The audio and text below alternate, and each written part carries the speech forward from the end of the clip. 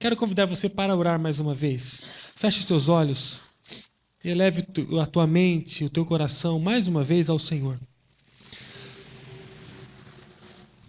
Senhor Jesus, nós estamos neste lugar adorando ao Senhor com cânticos, sendo abençoados pela comunhão uns dos outros, sendo tocado por teu Espírito.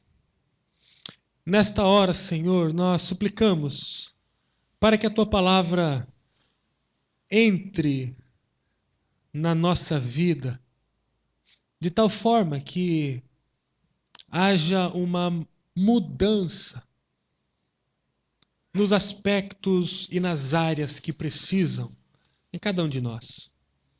Eu suplico, Senhor, que tu perdoe-me, Pai. Perdoe por tudo aquilo que eu não tenho feito e por tudo aquilo que eu tenho feito que tem desagradado o Senhor. Perdoe os pecados dos meus irmãos. Renove, Senhor, a nossa vida diante do Senhor. Não estamos aqui diante de uma apresentação, de um espetáculo. Nós precisamos, Pai, da voz que vem do céu. Nosso coração está apertado e sedento do Senhor. Que no nome do Senhor Jesus haja uma manifestação do teu Espírito em nosso meio, por causa da obra que Jesus Cristo já começou em nossa vida e terminará certamente. Pedimos para que o Senhor seja glorificado em nome de Jesus. Amém. O tema dessa noite, vencendo a preocupação. Imagino eu que não existe nesse lugar ninguém preocupado hoje. Amém? Difícil não ter ninguém preocupado hoje. Em alguma medida o teu coração está preocupado. Alguma coisa está trazendo uma sombra sobre a sua vida que tem te trazido a uma certa preocupação. E eu gostaria então de abordar com você alguns minutos sobre esse tema. Vencendo a preocupação. Eu gostaria de iniciar a nossa conversa destacando que no Brasil, 960 pessoas morrem todos os dias por problemas de coração. É comprovado que a preocupação pode impulsionar, fortalecer, acelerar o desenvolvimento de inúmeros cânceres. A Organização Mundial da Saúde diz que 17 milhões de pessoas morrem todos os anos no mundo inteiro por problemas relacionados à vida emocional, ao aspecto cardiovascular. Isso representa que quase 47 mil pessoas, uma cidade de médio porte, morrem todos os dias no mundo. Dentro deste minuto que nós estamos, no meu relógio 8h11, até 8h12, aproximadamente 34 pessoas morrerão por algum aspecto relacionado ao coração e à preocupação. De 2 leitos, pelo menos um dos hospitais recebem alguém com sérias dificuldades emocionais. A preocupação promove efeitos devastadores na nossa sociedade. Qualquer pessoa que se aproximar de você, se você avaliar bem, trará em si traços de desequilíbrio emocional. Temos uma clara sensação, meus irmãos, que nós levantamos todos os dias atrasados. Nos sentimos, na maioria dos dias, pessoas indignas, despreparadas para a vida. Parece que a vida corre numa velocidade que os nossos passos não conseguem acompanhar. Isso nos traz inúmeros prejuízos, porque a nossa estrutura não funciona bem. diante de um estado pleno de preocupação. Nós temos diante de nós um forte, imponente, preparado inimigo para vencer todos os dias, chamado preocupação. Nós temos uma clara sensação de que devemos tanto que queremos talvez dar a própria vida para pagar. O nosso senso de dívida não está apenas restrito ao aspecto econômico. Parece que nós devemos atenção ao próximo. Parece que nós devemos atenção à família.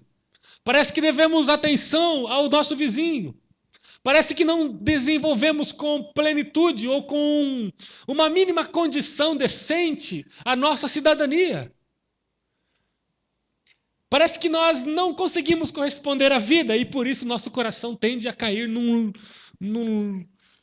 engodo, numa situação emergente de preocupação.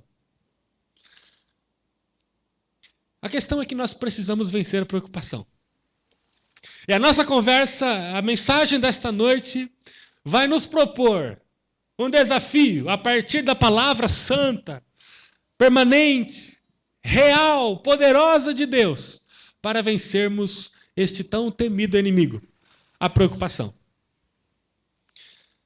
A primeira coisa que eu gostaria de destacar, das duas que farei, é que a tentação, ou melhor, a preocupação, ela precisa ser vista por nós como um pecado. Preocupação, independente da medida, se configura pecado.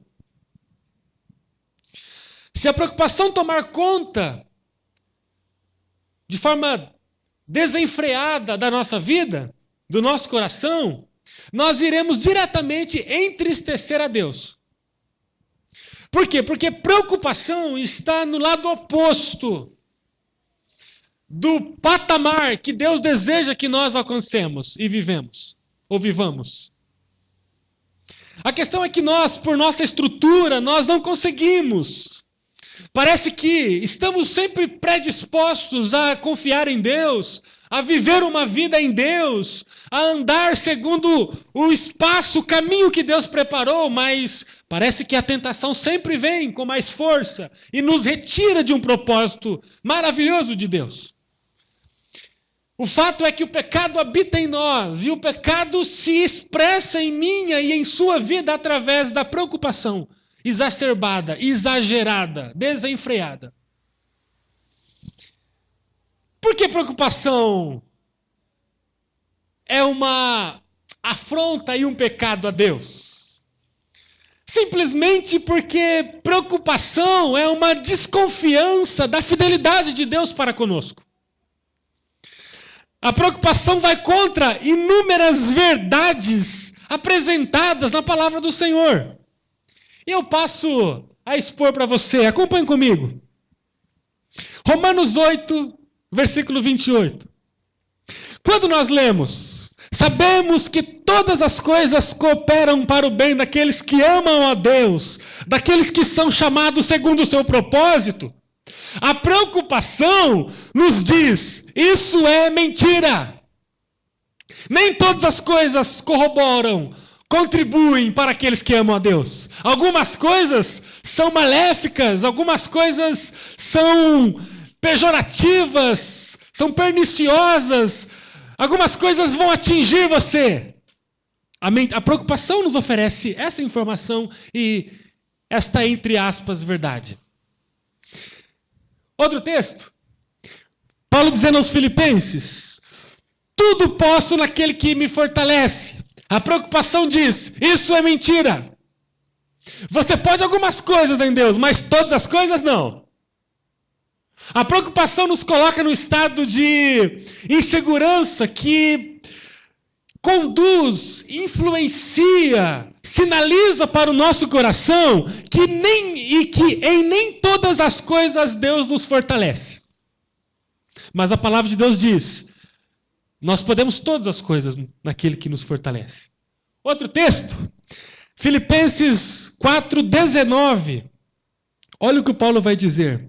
E o meu Deus, segundo a sua riqueza em glória, há de suprir em Cristo Jesus cada uma de vossas necessidades. O que a preocupação diz? Isso é mentira. Deus não vai suprir todas as suas necessidades.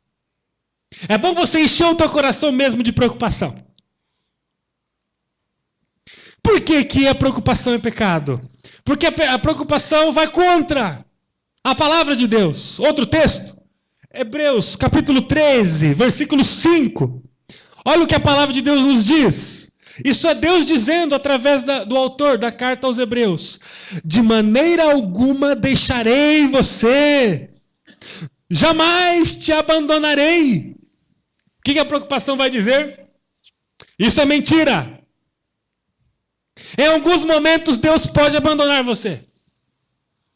Em alguns momentos você pode pecar tanto, estar tão afastado de Deus, que Deus vai abandonar você e você vai sucumbir. Por fragilidade sua, por causa da estrutura que você tem, por causa da família que você tem, por causa do trabalho que você tem, por causa da condição econômica que você tem, uma hora você vai dar de cara com a parede. E Deus está o tempo todo dizendo: eu jamais vou deixar você. Jamais vou abandonar você. Então a preocupação, ela vai contra tudo aquilo que a palavra de Deus nos apresenta como igreja. Por que a preocupação é um pecado? Porque a preocupação nos tira da comunhão com Deus para um estado de vulnerabilidade espiritual e emocional. A preocupação é pecado porque quando a preocupação toma a nossa vida de forma exagerada, o que nós dizemos com a preocupação é que os braços do Senhor não foram capazes de aquecer o nosso frio, de suprir com as nossas necessidades. Nós dizemos que o braço do Senhor é um braço forte, porém, no nosso caso, ele não correspondeu. A preocupação, ela vai contra a vontade de Deus, porque nós a elevamos mais alto do que a própria força de Deus e do Espírito Santo que opera em nós. Meus amados irmãos, a primeira coisa que eu queria destacar para você sobre a preocupação, para nós iniciarmos a nossa conversa e entrarmos para a metade final da mensagem, é que falar de preocupação é falar de pecado. Eu não acredito, eu não consigo ver alguém que vive exageradamente preocupado, descansado nos braços do Senhor. E eu não estou falando de você, eu estou falando agora de mim. Porque a nossa tendência é ficar preocupado. A nossa tendência é achar que Deus perdeu absolutamente o controle das coisas, inclusive da nossa vida, da nossa casa. A impressão que dá é que nós falamos apenas verbalmente que temos um Pai cuidadoso, que Abba Pai, que Deus é um Deus presente, onipotente, onisciente, que nos cuida. Parece que fica apenas no campo verbal, quando referimos a Jesus como bom pastor, como aquele que dá vida por nós como ovelhas. Parece que nós apenas entramos dispostos a discursar sobre algo a respeito de Deus e não conseguimos nos apropriar daquilo que nós mesmos falamos. Preocupação é pecado porque a gente não age, na maioria das vezes, quando nos preocupamos, de acordo com a voz de Deus. Não é hora de deixar o nosso coração mergulhado na preocupação, independentemente do estado, do momento, da conjuntura da sua vida. Primeira coisa, preocupação é pecado. E nós precisamos lutar contra esse pecado, irmãos. O apóstolo Paulo vai dizer, inspirado pelo Espírito Santo, que nós estamos em batalha. E vamos identificar esse inimigo feroz, sutil, maléfico, que é a preocupação. Amém, queridos? Segunda coisa e última que eu destaco para a nossa reflexão. Precisamos saber, na luta contra a preocupação, qual é a nossa cruz. Eu vou dar alguns segundos para você pensar qual é ou quais são hoje a sua cruz. Pense aí.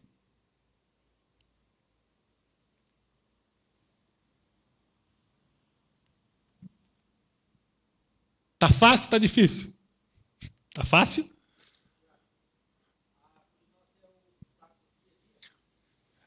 O que vocês acham? Qual é a nossa cruz, meus irmãos? Texto que nos dá base para isso. Mateus 16, 24. Jesus diz aos seus discípulos: se alguém quiser acompanhar-me, negue-se a si mesmo, tome a sua cruz e siga-me. Qual é a tua cruz? Qual é a minha cruz? Meus irmãos, não basta identificarmos que a preocupação é o inimigo. Não basta identificarmos que a preocupação é pecado. Nós vamos agora tratar a preocupação. Começando por uma singela identificação do que é a nossa cruz. A preocupação nos atinge em cheio quando nós não identificamos a verdadeira cruz que precisamos carregar. A preocupação enche o nosso coração quando atribuímos às situações externas da vida o peso, como se fosse a cruz que temos que levar. Meus irmãos, quando Jesus falou sobre carregar a cruz, ele não estava falando de problemas. Ele não estava falando de pesares. Ele não estava falando de dilemas. Ele não estava falando de qualquer crise que podemos viver. Jesus, quando se refere à cruz, ele se refere ao nosso pecado, à nossa natureza, à nossa existência. Eu não estou esvaziando o significado das nossas necessidades e lutas. Mas nós precisamos sair daqui hoje conscientes que a nossa cruz, segundo as palavras de Jesus, não é aquilo que vem sobre nós para nos trazer dor e preocupação. Por exemplo, o irmão compra um carro. E no primeiro dia, vem alguém e bate no carro novo. O que o irmão vai falar? Olha a cruz que eu vou ter que levar agora. O filho está rebelde. Cheio de conversa estranha para os pais. Aí o pai e a mãe procuram uma ajuda. E olha para o filho e diz: meu filho, agora você é a minha cruz. Uma doença, uma dor de cabeça pode se caracterizar uma cruz para nós. Passam-se 2 dias, 3 dias e a dor de cabeça não passa. Aí você encontra o irmãozinho lá no centro. Enquanto o irmãozinho está no mercado, você o encontra e começa a conversar com ele. Aí o irmãozinho diz: como é que vai? Graça e paz, tudo bem? Você diz: tudo bem. E as coisas? Como estão? Aí você diz: olha, a minha cruz está pesada nesses dias. Estou com uma dor de cabeça que não passa. Meus amados irmãos, cruz não significa as dificuldades e as necessidades da vida. Isso não é a cruz que temos que levar. Até porque nós não temos controle disso. Nós não podemos criar uma maneira de fazer essas situações externas da vida ficarem mais leves. Se você adoecer, você precisará passar por todo o processo de recuperação mesmo. Se alguém bater no teu carro novo, você deverá acionar o seguro, isso demorado, isso é constrangedor, isso é caro. Isso não é cruz, isso é uma realidade da humanidade que vivemos todos os dias, até que o Senhor nos chame. Para a glória de Deus, Jesus disse que por essas necessidades externas nós não sucumbiríamos. Jesus quando fala de cruz, ele está pedindo para que nós olhemos para a nossa natureza, para o pecado que habita em nós, para as nossas inclinações para o mal, para o esgotamento espiritual, para o ódio, para a falta de perdão, para a falta de oração, para a falta de meditação na palavra, para a falta de envolvimento no corpo de Jesus. Jesus está falando que cruz, para mim e para você, é a luta espiritual. Não é, ou não são coisas relacionadas à nossa vida, porque isso não é cruz, isso é vida. Isso faz parte do plano. É o João 16, no mundo vocês terão aflições. Cruz é outra coisa. Sabe por quê, meus irmãos? Porque as coisas da vida, por mais difíceis que são, já foram superadas e resolvidas pelo Senhor Jesus. Quando nós olhamos para a palavra de Deus em Romanos 8 e ouvimos o texto dizendo que nós somos mais do que vencedores, a palavra está dizendo sobre a nossa vida aqui.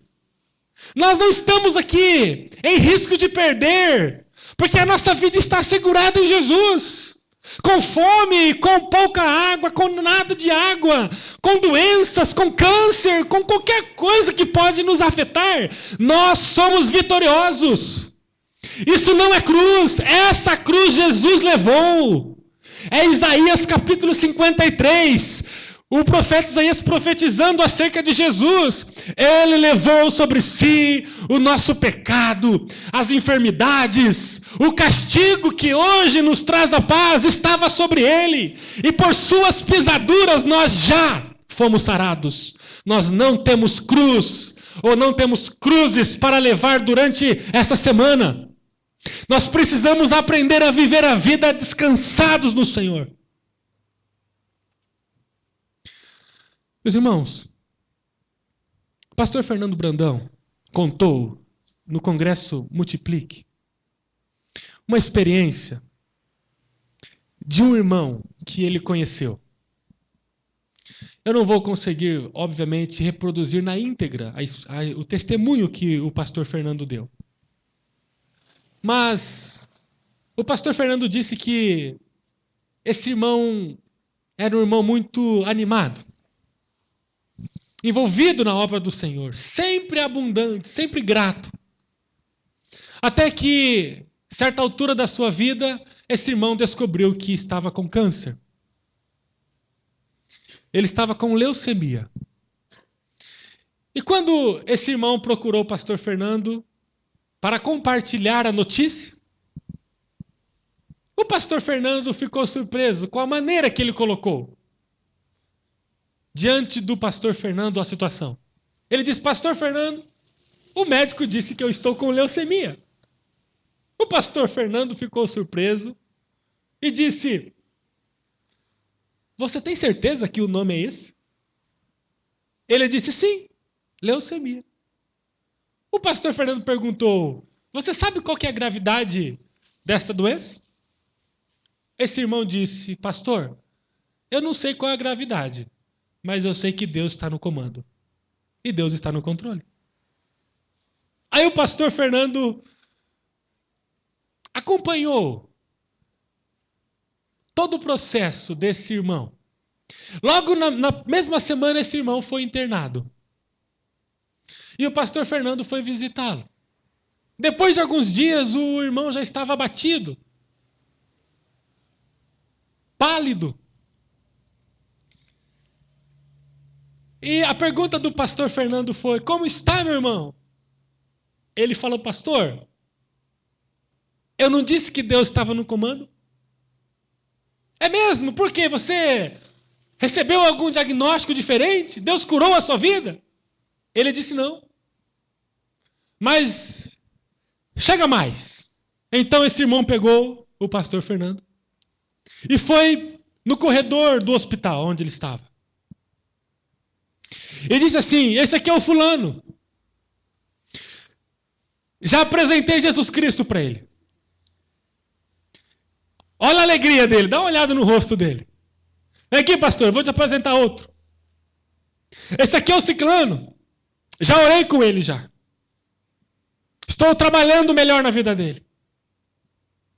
Pastor, eu não te disse que Deus estava no comando? Pastor, quando que eu conseguiria entrar aqui no hospital e falar do amor de Jesus para essas pessoas infectadas? Eu não conseguiria. Nenhum pastor conseguiria. Mas Deus está no comando. Deus está no controle. Depois de alguns dias, o pastor Fernando voltou ao hospital. Irmãos, o grupo de evangelizados e de convertidos era maior. Até que depois de alguns dias, esse irmão foi se encontrar com o Senhor Jesus.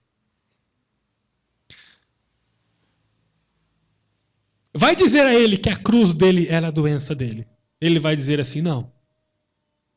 A minha cruz não é a doença. A minha cruz é ficar agonizando num leito de hospital, sem compartilhar o amor de Deus. Amados irmãos, o que eu quero dizer com isso?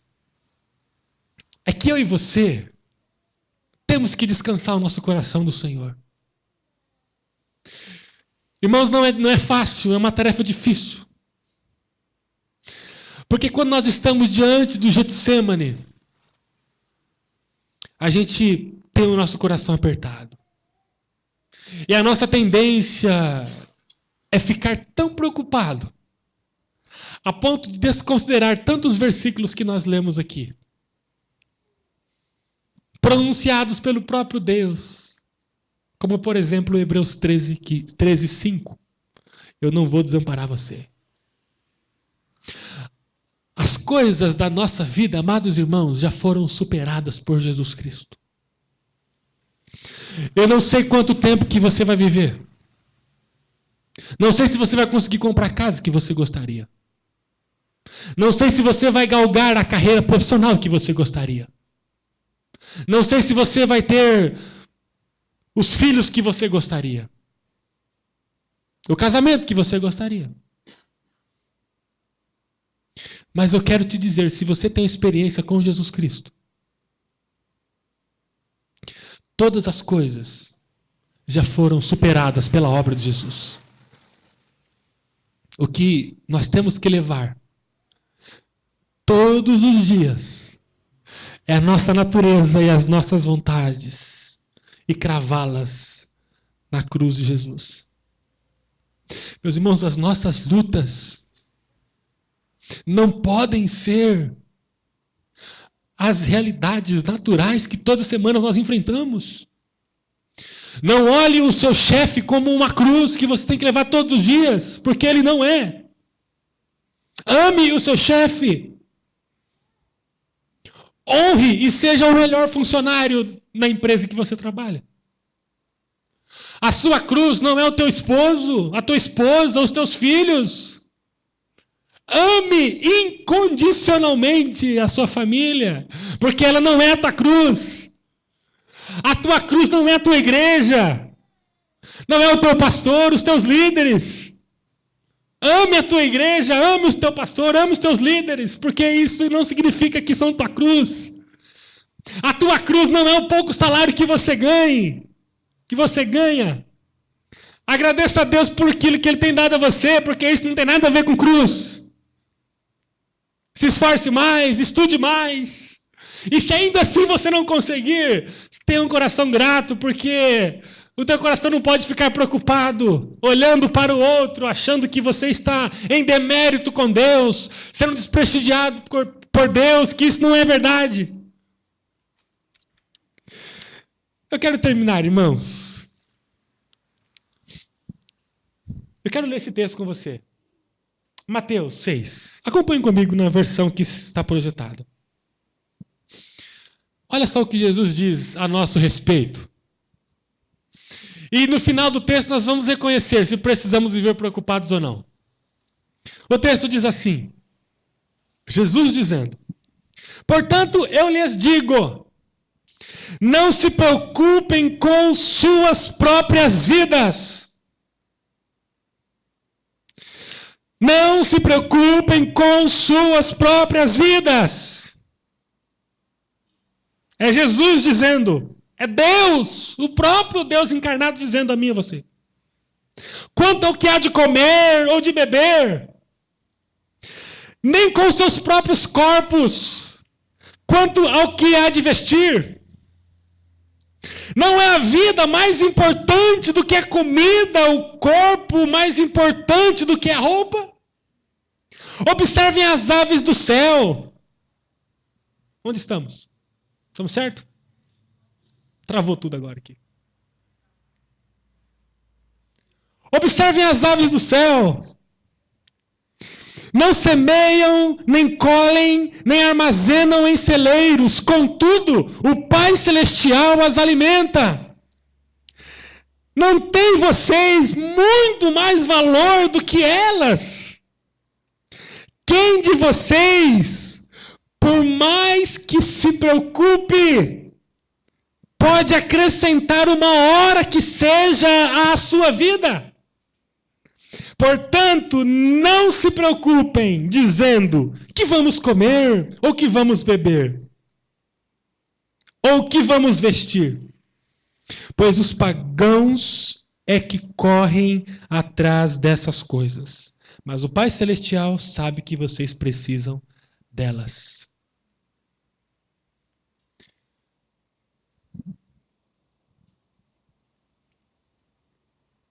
Uma coisa é muito importante, irmãos. Essas palavras, elas foram ditas e elas servem apenas para os discípulos de Jesus.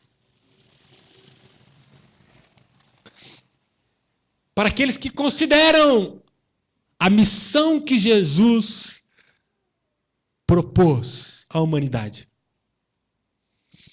Essas palavras servem para aqueles que decidiram seguir Jesus. Essa palavra é para aqueles que deixaram a rede na praia, o barco na praia, olharam para Jesus e disse: Rabi, nós vamos seguir os seus passos.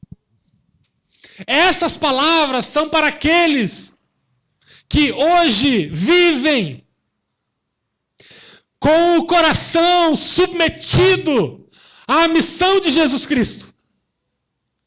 Essa palavra não são para os mercenários, não são para os pagãos, não são para aqueles que estão interessados apenas naquilo que Jesus pode oferecer. Essa palavra são para os discípulos de Jesus, para aqueles que amam a missão de Jesus, para aqueles que estão dispostos a morrer por Jesus. Eu gostaria de terminar, para que oremos, desafiando você. Meus irmãos, eu não estou dizendo que você vai ter do bom e do melhor, não. Sabe por quê, irmãos? Porque a Bíblia não nos garante isso. Nós temos que colocar uma lente de aumento e analisarmos melhor o que significa vida abundante em Jesus. Vida abundante em Jesus é uma vida de adoração e louvor, porque nós já somos vencedores em tudo, mesmo que não alcancemos aquilo que queremos alcançar. Vivemos numa geração que mede o tamanho da fé pelas bênçãos materiais que recebem. Vivemos numa geração que julga o outro quando o outro está doente, está em pecado. Vivemos numa geração superficial. Inclusive fazemos parte dela. Mas nessa noite eu quero desafiar você. Pela graça de Jesus, vencer a preocupação da sua vida e identificar qual cruz você tem que levar todos os dias. Vamos orar.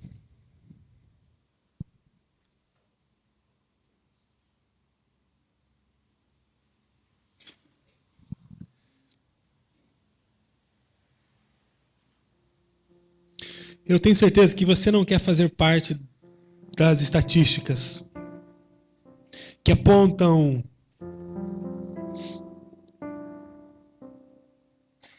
para esses números assustadores. Eu tenho certeza que você não quer ser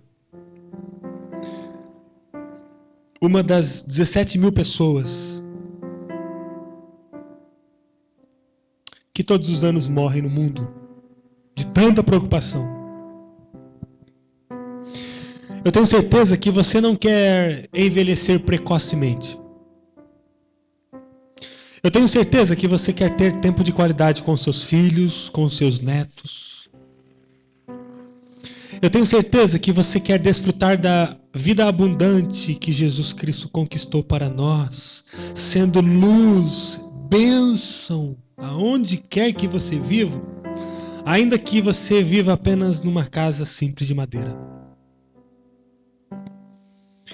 Ainda que você não alcance o status na empresa que você gostaria de alcançar. Ainda que você não consiga o sucesso que os teus estudos indicavam para você. Ainda que você não consiga encontrar as respostas que você procurou com tanto sacrifício. Ainda assim, nós precisamos descansar nas palavras de Jesus. Não andeis ansiosos por coisa alguma, mas em tudo,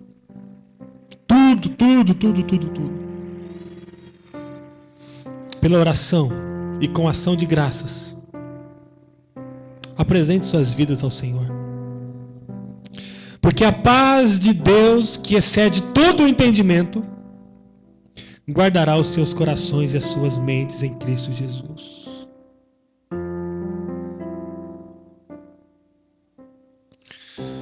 Ó Deus, nosso coração está tão preocupado, Senhor. Nós ficamos preocupados porque nós não conseguimos identificar a verdadeira cruz que o Senhor deseja que carreguemos. Senhor amado, nós tiramos de suas mãos aquilo que o Senhor mesmo já colocou em suas mãos, para levar em nossos ombros o peso de cada cruz que o Senhor já tomou para si. Ficamos preocupados com o nosso futuro, Senhor. Eu sei, Pai, que o futuro é ameaçador mesmo. Mas, Deus amado, como discípulos de Jesus, ó Deus, nós queremos descansar no Senhor. Sabemos que o Senhor trará providência da maneira do Senhor a cada anseio e a cada necessidade da nossa vida. Deus de amor e Deus de misericórdia, nós queremos descansar no Senhor. E para a Tua glória, nos ajude a focarmos, a canalizarmos as nossas energias apenas na cruz que o Senhor Jesus não pôde levar por nós, que é o nosso eu, o nosso orgulho, as nossas vaidades, a nossa falta de amor, a nossa indiferença, a nossa indisposição de caminhar junto ao corpo do Senhor em muitos momentos, a nossa dificuldade de promover situações para o crescimento da Tua obra neste lugar. Deus, esta cruz Jesus não pôde levar. Nos ajude, Pai, a descansar das demais coisas e apenas colocar energia, força, disposição na subida do Gólgota, na subida do morro, da montanha que nos levará ao lugar mais alto, onde está a cruz de Jesus. Que possamos subir, Senhor, com o nosso pecado, com as nossas deformidades, com as nossas indiferenças, com as nossas dificuldades espirituais para a cruz de Jesus. Essa é a cruz que precisamos levar, porque Deus amado, as demais coisas o Senhor nos dará. Nós não vamos padecer, Senhor. Que a nossa casa seja repleta de amor, porque do alimento, do vestimento, isso o Senhor não nos cerceará, isso o Senhor não nos deixará sem. Deus amado, que possamos ser o melhor funcionário, a melhor pessoa no âmbito profissional que poderemos ser, porque, Senhor amado, o salário digno o Senhor não nos deixará faltar. Deus amado, que possamos ser, Senhor, representantes legítimos da comissão que Jesus Cristo tem levantado todos os dias, que é a noiva dele. Nós queremos descansar, Senhor, em nome de Jesus, nas tuas promessas. E que de forma surpreendente, eu e cada um que está aqui, possamos sair deste lugar com o coração descansado. Nós lançamos sobre o Senhor todas as nossas ansiedades, porque o Senhor cuidará de nós.